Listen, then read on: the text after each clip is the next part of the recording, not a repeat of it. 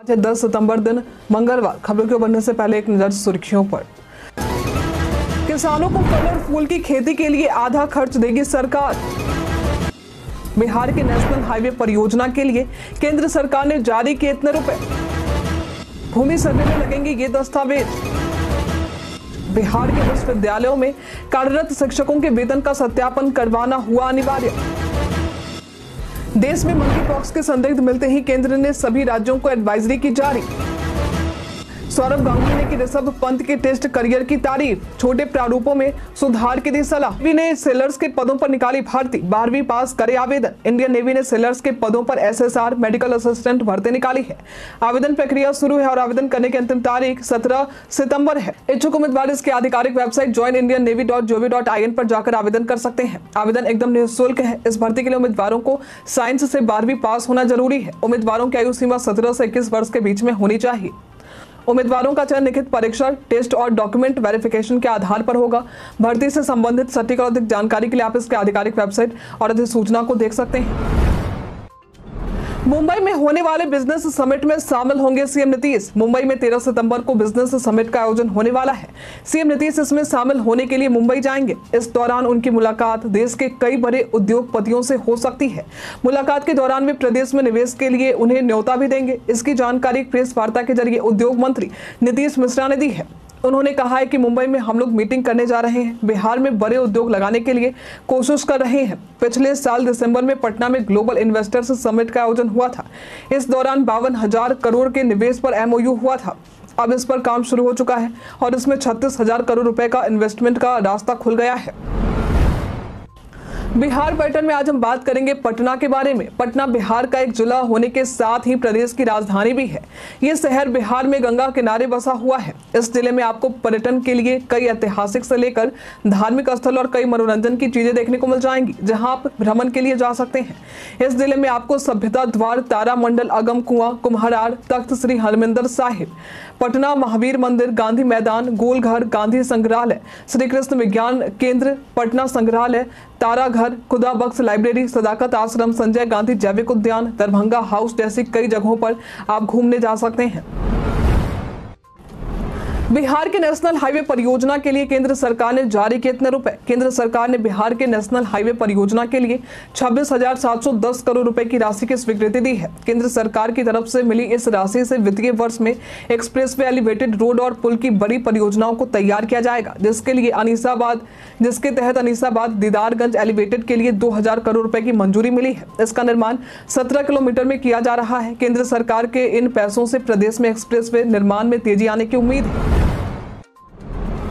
अब पशुपालकों के घर जाकर वेटनरी डॉक्टर पशुओं का करेंगे इलाज। बिहार सरकार ने जानवरों का घर जाकर इलाज करने की योजना शुरू की है।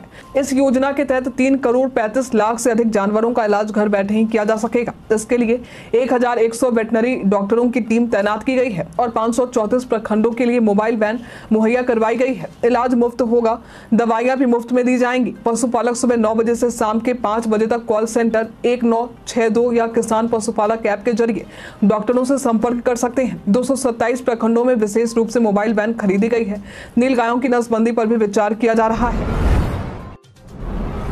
बिहार के विश्वविद्यालयों में कार्यरत शिक्षकों के वेतन का सत्यापन करवाना हुआ अनिवार्य।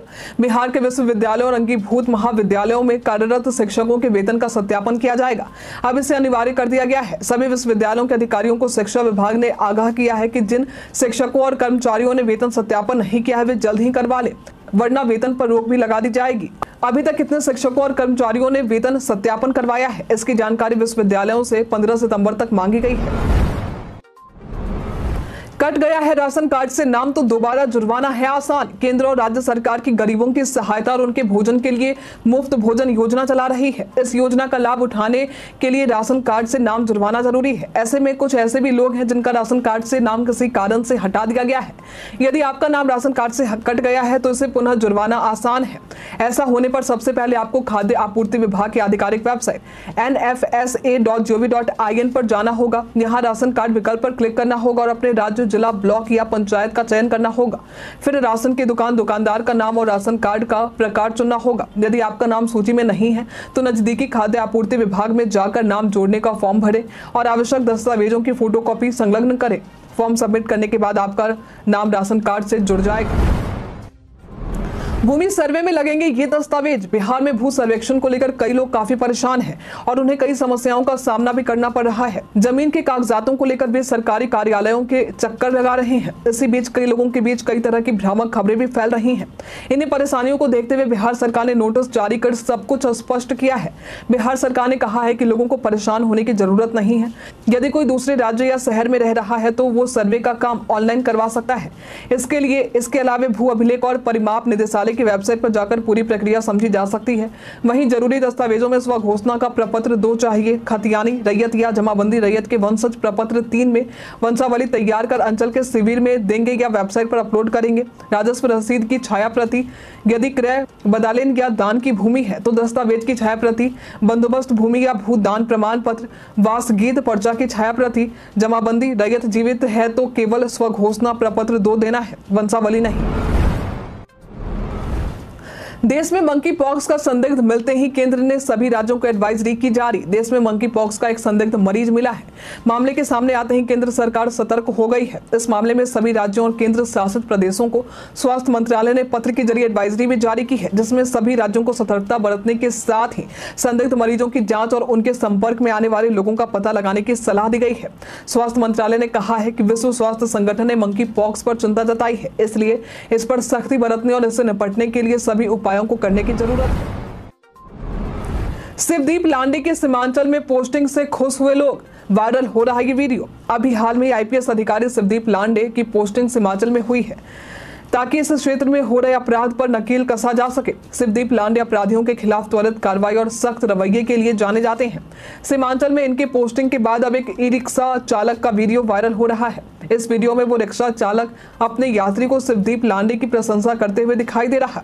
इस वीडियो को शिवदीप लांडे ने खुद ही सोशल मीडिया पर शेयर किया है। वीडियो में चालक कह रहा है कि शिवदीप लांडे जब 15 साल पहले कटिहार में एसपी थे तो गुंडागर्दी पर पूरी तरह से रोक लगा दी थी। अपराधी उनके नाम से कांपते थे और इलाके में शांति का माहौल था।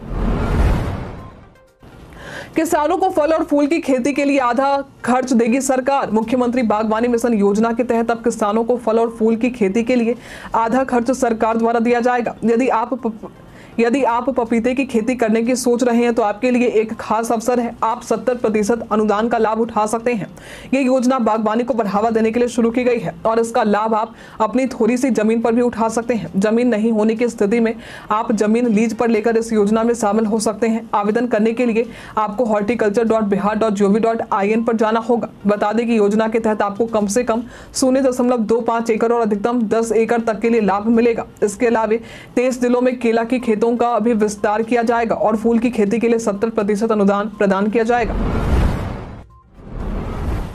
बीएड पाठ्यक्रम चलाने के लिए तय मानकों पर खरे नहीं उतरे निजी कॉलेज। बीएड पाठ्यक्रमों को चलाने के लिए तय मानकों पर खरे नहीं उतरे निजी कॉलेज। 4 वर्षीय बीएड पाठ्यक्रम अगले शैक्षणिक सत्र 2025-29 से शुरू होने वाला है, लेकिन इस पाठ्यक्रम को चलाने के लिए प्रदेश के सभी 337 निजी बीएड कॉलेज खरे नहीं उतर पाए हैं। यहां तक कि इन संस्थानों के पास संसाधन तक नहीं है। विद्यार्थियों के लिए इन संस्थानों में 37,450 सीटें हैं, लेकिन राष्ट्रीय अध्यापक शिक्षा परिषद के मानक पर ये सभी संस्थान खरे नहीं उतर पा रहे हैं। नए बीएड पाठ्यक्रम चलाने के लिए एनसीटी ने आवेदन भी मांगा था, लेकिन निजी कॉलेजों ने आवेदन नहीं किया क्योंकि इनके पास संसाधन नहीं थे। इसे देखते हुए एनसीटी ने इन कॉलेजों की जांच करने के निर्देश दिए थे। अब इन बीएड कॉलेजों की जांच की जा रही है कि बीएड पाठ्यक्रम चलाने के लिए जो मानक लागू हुए हैं और ये निजी संस्थान पूरा करते हैं या नहीं।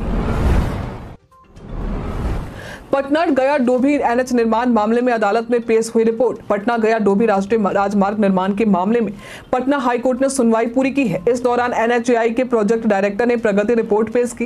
रिपोर्ट पेश करते हुए उन्होंने बताया कि पटना गया डोभी एनएच 30 सितंबर 2024 तक सभी लेन चालू हो जाएंगे। इसके अलावा रेलवे ओवरब्रिज फ्लाईओवर के ऊपर के भी 2 लेन वाहनों के यातायात शुरू हो जाएंगे। आपको बता दें कि इससे पहले की सुनवाई के दौरान अदालत ने राज्य के विद्युत विभाग, संबंधित जिला प्रशासक और एनएच के आरओ को एक बैठक करने का निर्देश देते हुए एनएच के निर्माण में हाई टेंशन वायर और अन्य कारणों से आ रही बाधाओं के समाधान शीघ्र निकालने के निर्देश दिए थे। साथ ही इस काम की समय सीमा भी बताने को कहा था। फेस्टिव सीजन में क्रेडिट कार्ड के इस्तेमाल से पहले इन बातों का रखें ध्यान। फेस्टिव सीजन में स्मार्टफोन, टीवी या फ्रिज जैसे आवश्यक उपकरण खरीदने के लिए भारी छूट मिलती है, जिससे क्रेडिट कार्ड का उपयोग बढ़ जाता है। हालांकि इस दौरान कुछ सावधानियां बरतनी भी जरूरी है, वरना बिना सोचे समझे क्रेडिट कार्ड का प्रयोग करना आप पर भारी भी पड़ सकता है। क्रेडिट कार्ड का प्रयोग कर रहे हैं तो सबसे पहले रीपेमेंट साइकिल का ध्यान रखें। भारी खरीदारी से पहले सुनिश्चित करें कि आप ईएमआई को समय पर चुका सकते हैं या नहीं, वरना कर्ज का बोझ बढ़ सकता है और भविष्य में कर्ज लेना मुश्किल हो सकता है। क्रेडिट कार्ड बिल का समय पर भुगतान न करने पर ब्याज की दरें बढ़ जाती हैं, जिससे आपकी दूसरी योजनाओं पर असर पड़ सकता है। अंत में सिर्फ डिस्काउंट के लालच में खरीदारी करने से बचें। केवल वही सामान खरीदें जिसकी आपको वास्तव में जरूरत